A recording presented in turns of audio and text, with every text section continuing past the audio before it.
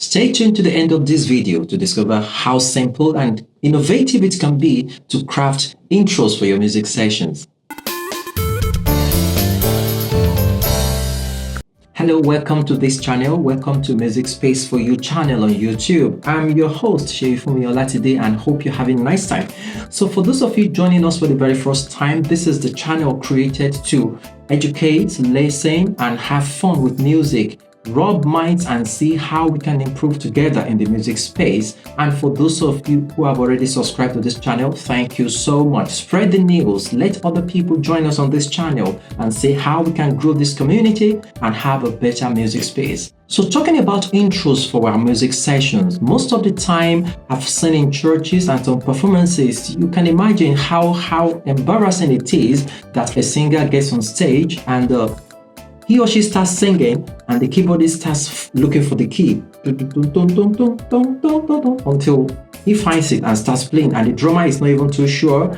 Is it going fast tempo, slow tempo? Is it reggae? Is it 6/4 or is it 4/4? So many confusions. And that is simply because, one, apart from the fact that there is no rehearsal, two, there is no prepared intro for that session. So all of that is going to be out of the way. By the time you finish watching this video, you would have overcome that. So you want to ask me, why do I need intros for music sessions? Apart from the fact that it sets the tone and the mood and of course the tempo and the key for the music session, it's one of the things that communicates deliberate readiness for the session. It tells you as a singer, the team, and your audience or the congregation that yes, you are prepared for this, you know what you're doing, everybody knows who is going where and how to follow who. That is one of the things intros will do for you. And number two, it gives a coordinated entrance into the song. Of course, it's a creative atmosphere. Everyone is entitled to his or her own creativity, but by the time we have a common ground of how to approach this song, everyone knows how to flow. It is coordinated. The singer knows who to follow, the keyboardist knows what to play, and the background singers also know when to come in. The drummer, the bass guitarist, every element in the session will eventually find their space because it is coordinated. And the last one that already you'll be thinking about is that it unifies the team. Everyone is on the same page about the music session. No one is thinking, okay, I'm supposed to vamp it, and someone else is thinking, okay, I'm supposed to have it low. Of course, all of that will come into place when there is proper rehearsals, and that rehearsal time is where we're supposed to fine-tune how to approach each song for administrations. So let's look at the various ways you can have intros created, crafted, innovative ways. Of course, it is creative. What I've discovered is that when it comes to intro, most people think intro has to be dramatic, it has to be complex, it has to be different notes and accidentals, and that is why most people think it becomes difficult for them to create intros because they can't get to that point of creating that quote-unquote dramatic intros for themselves. But hey, most of the songs that are really touching, that are classic, don't have such dramatic intros if you ask me. Most of them, they are simple and the principles are just the same. I'm going to share 3 major methods with you today, and you can begin to listen to songs and see which of these methods they have adopted, and you realize that it's simpler than you think. The very first method I'll be sharing with you is to create the intro tagging the chorus of the song.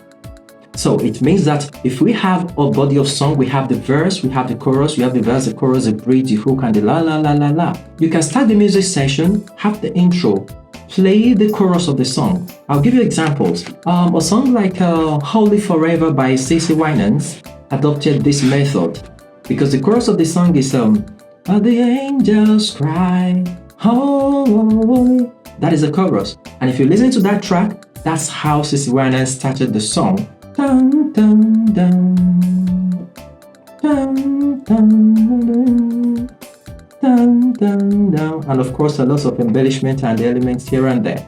So it is a simple way to start a song. You look for the chorus, you tag with it, and the singer comes in. Or depending on the creativity you want to adopt for that session. Even our amazing popular Half the Era Angel Sings piece, it tags the chorus. Dun, dun, dun, dun, dun, dun, dun, dun, dun, dun, dun, dun, dun, dun. That is where the pianist will start from. Then the choir comes in. Oh, God, yeah. You get it. So it's a principle that's been with us for ages, but people overlook it because they feel it's too simple. I always mention that music has to be simple. It has to be creative. It doesn't have to be dramatic always. Of course, I'm not disputing the fact that there is a place for that dramatic intro, but most of the time we can't get there almost immediately. So let's start from where we can connect, then gravitate towards that dramatic intro. That is the first one I'm sharing with you. The second method I'm sharing with you is this. It is going by this creative way of sampling the few lines of the song, maybe the first verse or the rhythm of the song. Remember this song by Tasha Cobbs, Release the Sound? So you have the links to all the songs I'm mentioning in the description of this video, so you can click the link and follow to see how what I'm talking about correlates with what you're listening to. It's that simple. So for this second one, Tasha Cobbs, Release the Sound, it has the rhythm of the verse as the intro, of course with a guitar feel like an intro.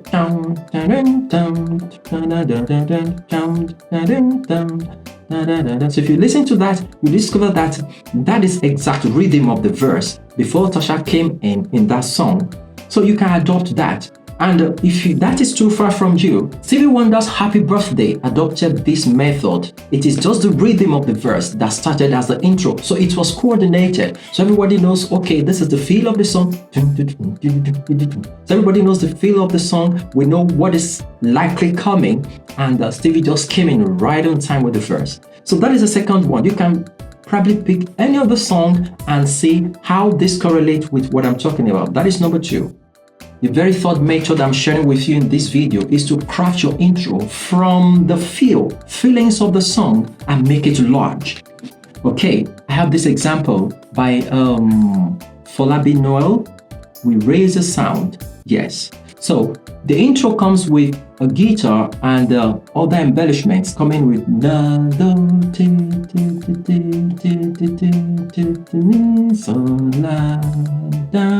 The guitar came in and every other elements came in and they made it hit. They made it large. And you realize that if you listen to the song, that is the rhythm that's going on all through the verse. Another example I can give you is that song Big by Pastor Mike Jr. Very big song, of course. It has an intro of fa fa fa fa fa mi do do do do do fa mi ti ti ti ti ti fa mi la la la la la fa mi fa fa fa fa fa. So you have that body of intro, very catchy one. And when the voices were about to come in, you have it light. And later on in the music, it builds towards going back to that. So it's a creative way. There's nothing so rigid about crafting intros. Just know the principles. I always mention that in music, there are no rules, but there are principles. Once you get the principles right, you can never miss it. So 3 methods I've shared with you today in this video, how to craft your intros. Number 1, craft from the chorus of the song. Tag the chorus, then let the verses or the voice come in. Number 2, tag few lines of the rhythm and let it flow from there. And number 3, tag from the supposed feel in the song, make it large and make it your own intro. I hope this helps. If you don't mind, you can take 5 songs of your choice, listen to them and see any of this that come in. The 4th one that I'm supposed to add is actually the one that people quote and unquote think should be how to craft intro, and that is creating a totally new gig away from maybe the chorus, away from the verse, away from the feel,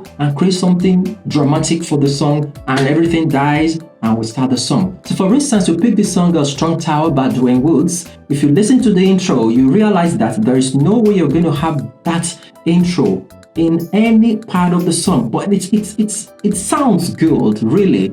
That is what most people think should be intro. Well, if you're able to get to that point spontaneously, fantastic, but trust me, not every music will need that kind of dramatic intro. But if you have to use it, you have to use it. Well, I've seen some people create very dramatic intro, and eventually when the song starts, it's like disjointed.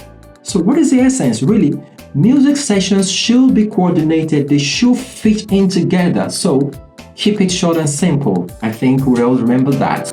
That's the episode today. I hope this helps you. Kindly help to subscribe to this channel, invite friends, listen over, share, and comment as well if it helps you. See you in the next video.